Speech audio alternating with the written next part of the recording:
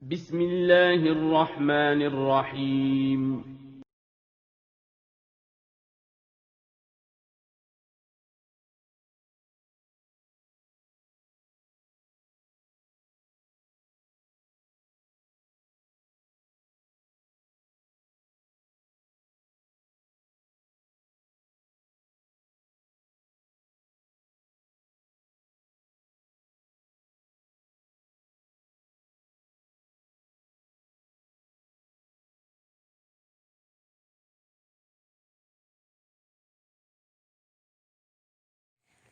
Bismillahirrahmanirrahim. Assalamualaikum warahmatullahi wabarakatuh. Alhamdulillahirabbil alamin. Wassalatu wassalamu ala asrofil anbiya'i wal mursalin wa ala alihi wa ashabihi ajma'in, amma ba'du. Bagaimana kabarnya hari ini teman-teman? Semoga teman-teman semua dalam keadaan sehat walafiat dan semoga selalu dalam lindungan Allah Subhanahu wa Ta'ala. Amin. Hari ini kita belajar tematik ya. Nah, sebelum belajar, mari kita berdoa terlebih dahulu.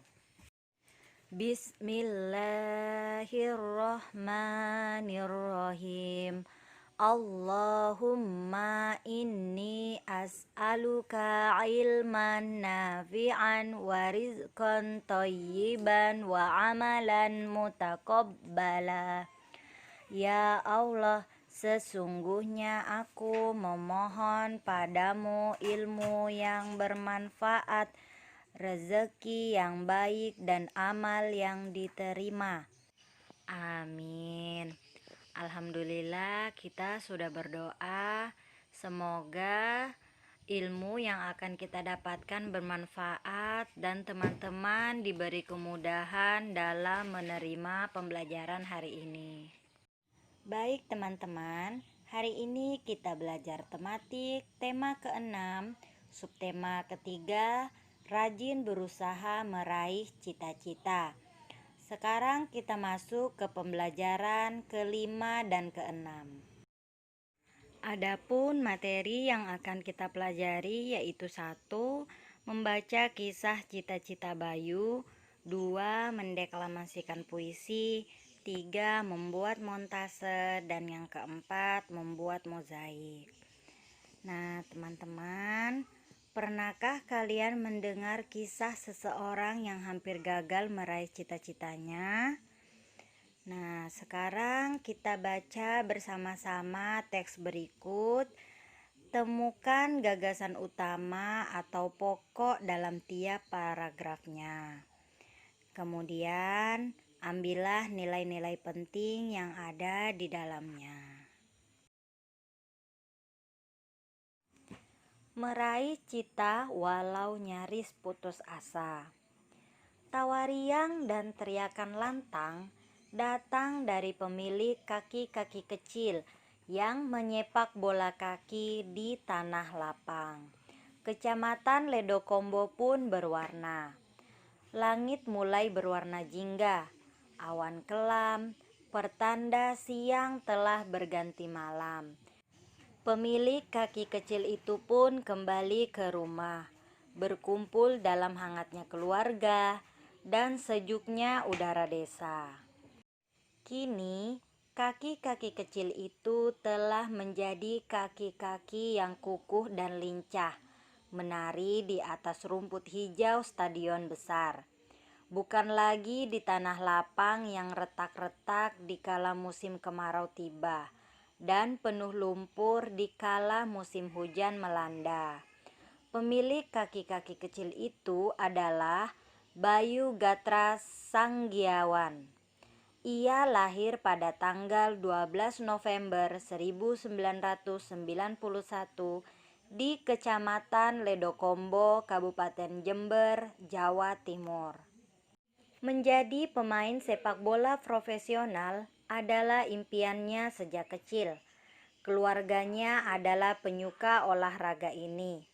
Ayahnya bekerja sebagai pegawai bank, sedangkan ibunya membuka warung sembako di rumah. Pada tahun 2005, Bayu memutuskan bergabung dengan tim kebanggaan warga Jember, yaitu Persib Jember, karena ia ingin mendapatkan latihan yang lebih baik. Hal ini membuat perjuangannya menjadi menantang. Ia harus menghabiskan waktu 45 menit untuk menuju tempat latihan dari rumahnya. Namun, itu menjadi titik awal karirnya sebagai bintang muda. Uang sebesar 150.000 menjadi gaji pertamanya sebagai pesepak bola. Uang itu hanya cukup untuk membeli bahan bakar motor saya. Jadi, saat liburan, saya sering mengikuti kompetisi antar kampung untuk mencari uang tambahan, ucap Bayu tersenyum. Dari Persib Jember, Bayu pindah ke Persekap Pasuruan. Penampilan gemilang membuatnya masuk tim Pekan Olahraga Nasional atau PON Jawa Timur untuk berlomba di PON 2012 di Riau. Saat berlatih, ia justru mendapat tawaran untuk berkarya di Kalimantan Timur. Ia pun kini memiliki nomor punggung 23 di Persisam Putra Samarinda. Cedera lutut parah sempat menghinggapinya saat itu. Ia merasakan sakit kaki. Kemudian ia bawa ke panti pijat. Bukannya membaik, justru sakitnya makin parah. Nyaris 1 tahun saya tidak bisa bermain bola, ujar Bayu sedih mengingat masa itu. Cedera itu hampir membuatnya putus asa hingga ingin berhenti bermain bola.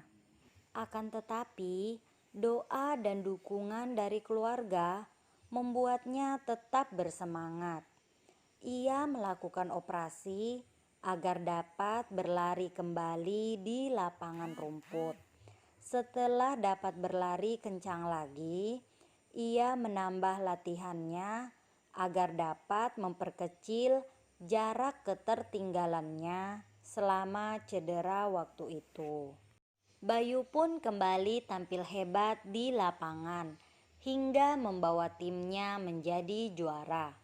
Lionel Messi dari Argentina adalah bintang sepak bola idolanya. Menurut saya, menjadi orang sukses tidak perlu bergaya macam-macam. Sederhana saja, cukup tunjukkan kemampuan dan kepribadian yang baik, serta selalu beribadah, kata Bayu. Nah, teman-teman, inilah kisah dari cita-cita Bayu yang bisa meraih cita-citanya walau hampir putus asa karena cedera lutut yang parah waktu itu. Jadi teman-teman, kalian tidak boleh langsung putus asa. Kalian harus tetap bersemangat dalam meraih cita-cita. Tidak ada yang mustahil jika kita terus berusaha. Demikian juga yang dilakukan Bayu untuk meraih cita-citanya ini. Jadi, bagaimana dengan usaha teman-teman untuk meraih cita-cita? Bekerja keras dan pantang menyerah harus dilatih sedini mungkin agar kalian tangguh untuk menggapai mimpi serta cita-cita kalian. Sekarang kita masuk ke materi mendeklamasikan puisi. Pada pembelajaran sebelumnya, kalian telah mengetahui cara menggunakan jeda dan tekanan yang tepat pada saat mendeklamasikan puisi. Selain pelafalan, tekanan, dan intonasi yang tepat, kalian juga dapat menunjukkan ekspresi wajah yang sesuai dengan isi puisi. Oleh karena itu, penting bagi kalian untuk mengetahui makna atau isi puisi. Pada saat mendeklamasikan puisi, kalian harus paham isi dan pesan yang ingin disampaikan. Jika puisi kalian mengenai doa, ekspresi wajah kalian harus mendukung, yaitu berekspresi sama dengan ketika kalian berdoa. Jika puisi kalian mengenai harapan, ekspresi kalian harus menunjukkan mata berbinar dan pandangan jauh menerawang. Jika puisi kalian mengenai pengalaman menyedihkan, ekspresi kalian harus menunjukkan kesedihan yang mendalam, seperti kalian kehilangan benda yang paling kalian sayangi. Kalian dapat melatih perubahan ekspresi wajah dengan menggunakan cermin atau meminta bantuan kepada orang tua. Setelah menghafal puisi, kalian dapat menjiwai puisi dengan cara menempatkan diri sebagai bagian dari puisi tersebut. Nah, teman-teman, kalian dapat mencari beberapa puisi dari berbagai sumber. Golongkan puisi-puisi itu ke dalam puisi sedih, riang, atau puisi yang penuh pengharapan. Pilihlah satu puisi yang paling kalian sukai. Pahamilah isi puisi tersebut. Kemudian, mulailah berlatih ekspresi wajah sambil mendeklamasikan puisi tersebut. Mintalah kepada orang tua untuk menilai deklamasi kalian, ya. Ini untuk latihan di rumah saja ya, agar teman-teman bisa mengetahui cara deklamasi dengan mengekspresikan wajah sesuai dengan isi atau makna puisi yang teman-teman pilih. Sekarang kita masuk ke materi membuat montase. Nah, teman-teman, adakah yang tahu apa itu montase? Montase adalah karya seni rupa yang terbuat dari berbagai foto atau gambar yang digabung dengan gambar tangan.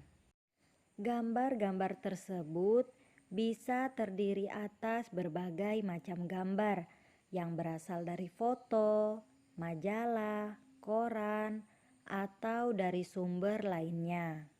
Gambar-gambar tersebut diatur sedemikian rupa sehingga menjadi gambar baru yang bermakna. Alat dan bahan yang diperlukan untuk membuat montase adalah sebagai berikut. 1. Kertas gambar. 2. Beberapa gambar sesuai dengan keperluan, termasuk gambar rumah ibadah atau gambar yang lainnya ya.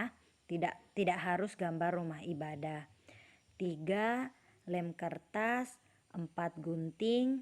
5. Alat gambar, misalnya pensil, spidol, dan pensil warna. Langkah-langkah membuat montase yaitu 1. Potong dan guntinglah gambar-gambar yang telah kalian siapkan mengikuti bentuknya. 2. Tempelkan gambar-gambar tersebut pada kertas gambar dengan menggunakan lem kertas. Susunlah gambar tersebut sesuai dengan cerita yang kalian inginkan. 3. Sempurnakan karya montase dengan menggunakan gambar tangan sebagai pembanding. Nah, perhatikan contoh karya montase berikut. Nah, teman-teman, ini adalah contoh 2 gambar dari karya seni montase. Jadi teman-teman sudah paham ya cara membuat montasenya dan seperti apa sih karya seni montase itu. Sekarang kita masuk ke materi yang terakhir, yaitu membuat mozaik. Pada pembelajaran sebelumnya, kalian telah mempelajari seni rupa berupa montase dan kolase. Sekarang kalian akan membuat mozaik. Apakah yang dimaksud dengan mozaik? Mozaik adalah pembuatan karya seni rupa 2 atau 3 dimensi dengan menggunakan bahan dari kepingan-kepingan yang sengaja dibuat dengan cara dipotong-potong atau sudah dibentuk potongan. Kemudian, potongan-potongan tersebut disusun dengan cara ditempelkan pada bidang datar dengan menggunakan lem.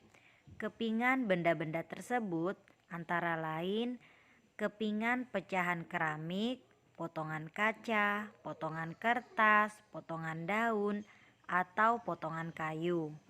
Untuk membuat garis yang membatasi ruangan atau bidang, digunakan tempelan-tempelan yang berbeda warna.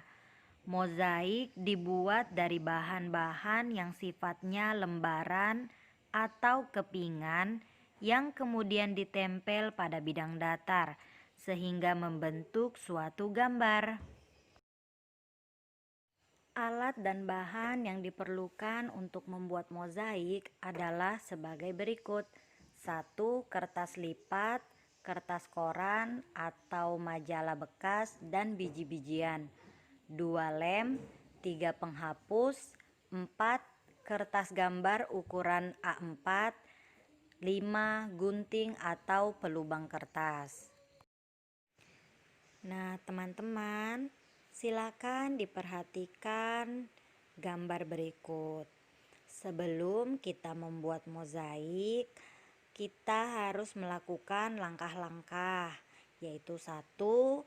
Buatlah sketsa atau gambar pola pada buku gambar sesuai dengan keinginan kalian.